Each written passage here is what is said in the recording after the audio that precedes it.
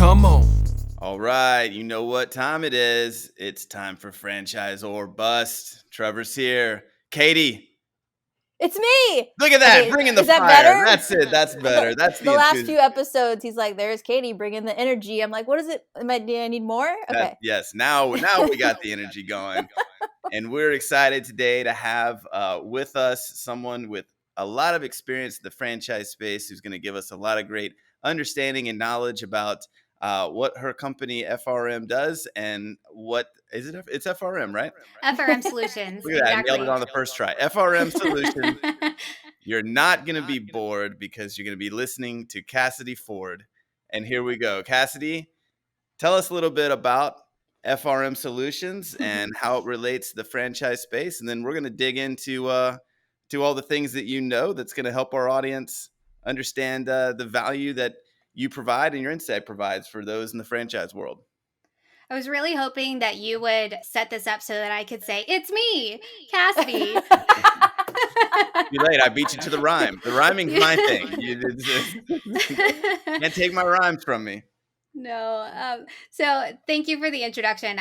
You're correct. I'm with FRM Solutions, and I've been in the franchise space for 9 or 10 years now. And I've been on the franchisor side of things, working with restaurant franchises, selling franchises, and working in operations as well. And I've taken kind of what I've learned over the years and I brought it over to what we call the dark side, which is the supplier side of the business. And now I work with FRM to onboard new clients and to consult with our clients about their CRM technologies. So if I were to give you my spiel, which everyone always asks for your spiel, right? It is that FRM. Spiel it over. Yeah, Spiel over spiel on it us. over. FRM is basically an end-to-end enterprise level franchise relationship management platform. And like I said, to boil that down, is we're a CRM system specifically designed for franchisors. And what I get so nerdy about this, and I love being able to come on and have these conversations because from my perspective, I've been on both sides of the fence here, and I've seen what technology can do for a franchisor and what a lack of technology can do for a franchisor as well. So hopefully we can kind of dig into some fun stuff about that today. Absolutely. And I think that's that's such a great place to start because automation and creating efficiencies is huge in the franchise space, and especially because oftentimes the role and responsibility of successful franchisors is to set about systems and set about culture and set about things that are going to make the life of the franchisee kind of as easy as possible for their path to success. So yeah, maybe give us some examples of times where you've seen maybe a franchise system that maybe wasn't quite there for leveraging that technology and kind of the results of what you've seen. And then those who are, those franchisors who are saying, we're going to invest in technology, we're going to invest in it because we want the end game result. And that is that the franchisee becomes more successful. I think that's a great question. The first one I'll say, I'll give an example of something that is a real life example, and I will not name names in this endeavor, but Don't there name names. no name names.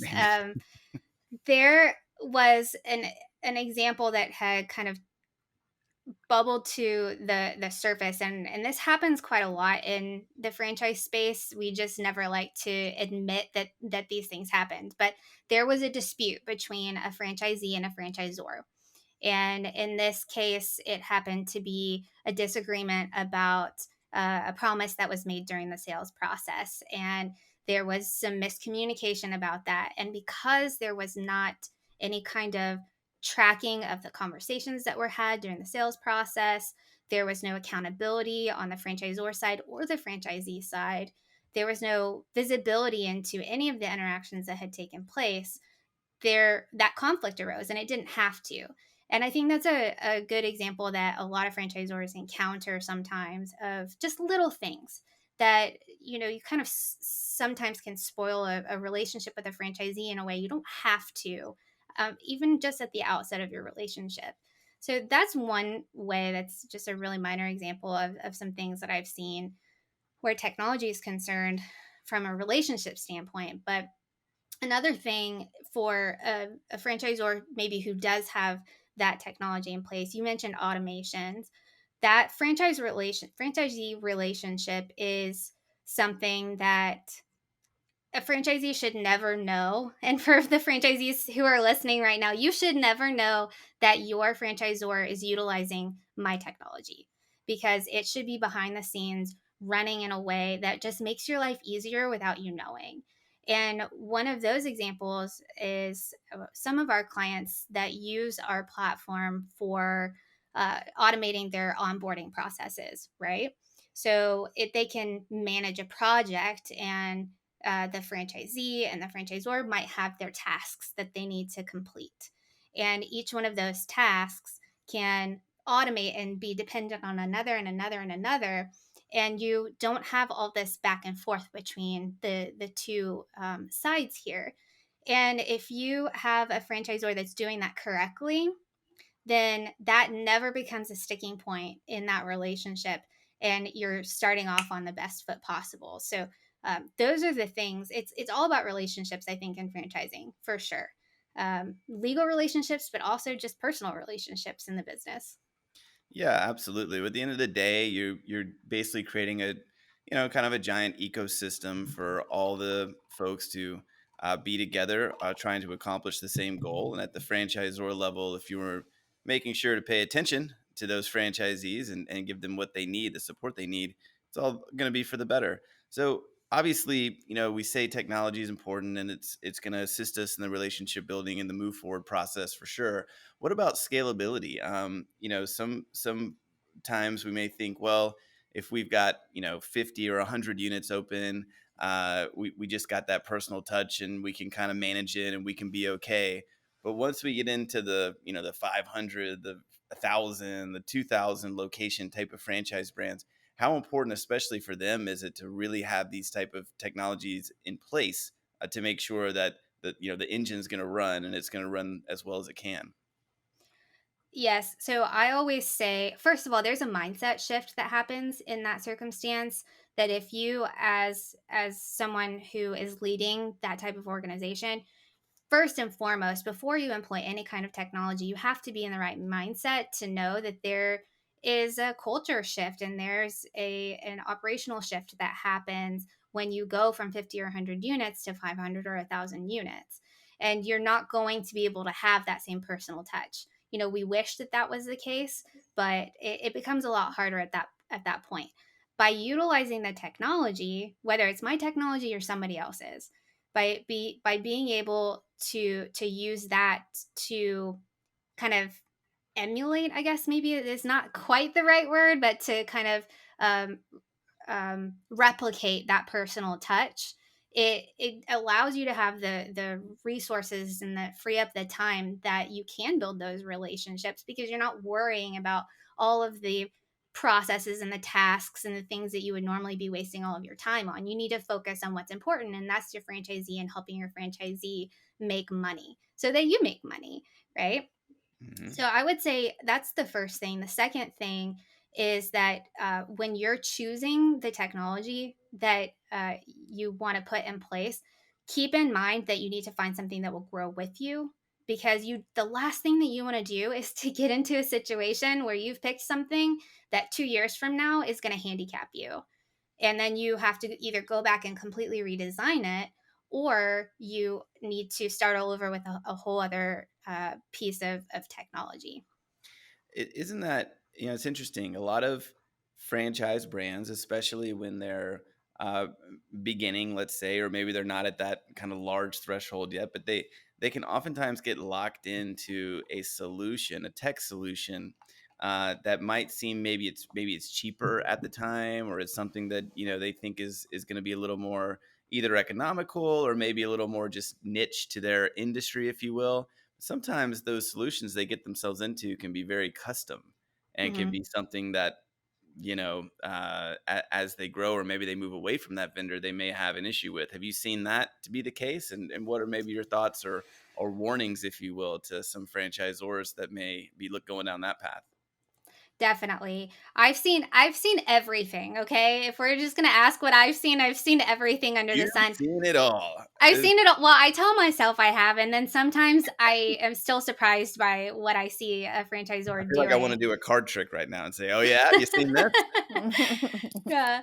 No, I think that it's kind of a tricky situation because I end up sometimes I'm turning emerging franchisors down because I know that I'm a custom platform. I know that I offer Cadillac solutions, and while I'm really great, not me, but while FRM particularly is really great at being plug and play, you want to encourage the right tool for the right brand at the right time in their growth cycle. So, as a franchisor, when I'm considering my different options, I I absolutely want to make sure that I have an RFP put together and that I've identified all of my requirements because and looking into the future, what is my growth plan? What are my goals? And how might my requirements change over time? Now, you can't predict everything that's going to happen, and you're not going to necessarily always know what those will be. But going through that exercise is really going to be important when you're selecting any kind of technology that's helpful to me as someone who's trying to help you first and foremost. But also, it's going to help the franchisor eliminate those. If it's a plug and play that's going to handicap me, or if it's something that's I'm going to customize too much too early on, I really need to figure out what my requirements are in order to identify those things. I think that's key. Because this show and what we talk about here is really focused on how to succeed, like how do you succeed at the Mhm. franchisor level? How do you make sure you don't bust? I think you brought up something that I think is very interesting, and we as suppliers for the franchise space, we understand this very well. But if we're really just thinking about what you know the franchisor should be kind of always considering, knowing what you want before you go to pick a piece of technology or to pick a vendor or to do any of those things, and actually formulating, taking time to formulate an RFP, so important. Mhm. Because if you don't know what you want and you just start going out there to vendors and saying, "Hey, tell me what I want," Yes. that's where you can maybe get into some trouble. Have you kind of noticed that, or experienced some of that? I've But seen fair it enough. all. Why did I even ask? Yeah, just tell me what you've seen. Yeah. Right. Now I've totally jinxed it because I'm gonna wake up tomorrow and see something that I didn't want to see. Um, yeah, no, I definitely experienced that. I've been on both sides of that actually.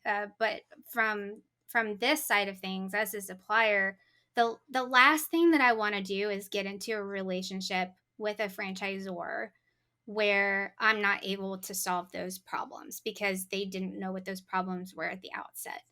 And not just because that's frustrating for everyone and it costs everybody money at the end of the day, but it's a waste of time, and it eventually where it ends up falling and it hurts the most is the franchisees because you're wasting all of your energy and effort after the fact trying to fix something that could have never broken in the first place.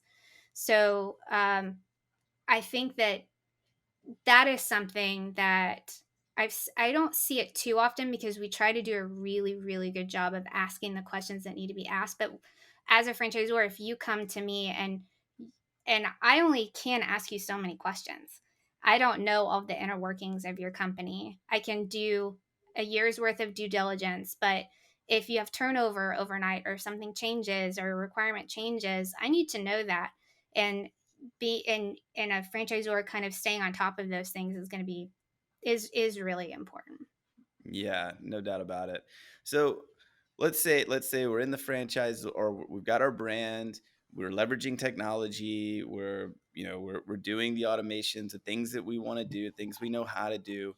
What does it look like then from a kind of the importance of maybe like strategic consulting and strategic partnership with the brand? So in other words, does it stop with, okay, I picked my supplier, I've got technology, therefore hands off, or where does it go from there? It absolutely should never just be hands off.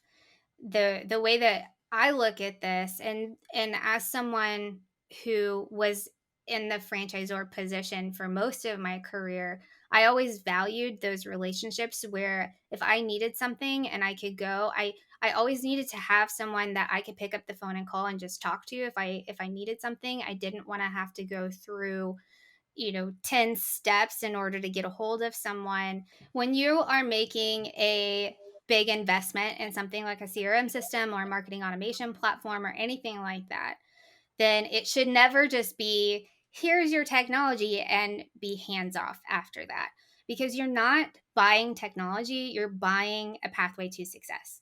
And that pathway needs, it doesn't just need to wind and go on its own. It needs some sort of structure and some sort of help along the way. And if the company that you're working with isn't going to provide that, isn't going to be there in a consultative fashion, then you probably should find another company to be working with, because that is really an integral part of making that piece of technology work. You're not the expert that built that system. You're not the person who you hired them for a reason. And that should be part of the services that are provided.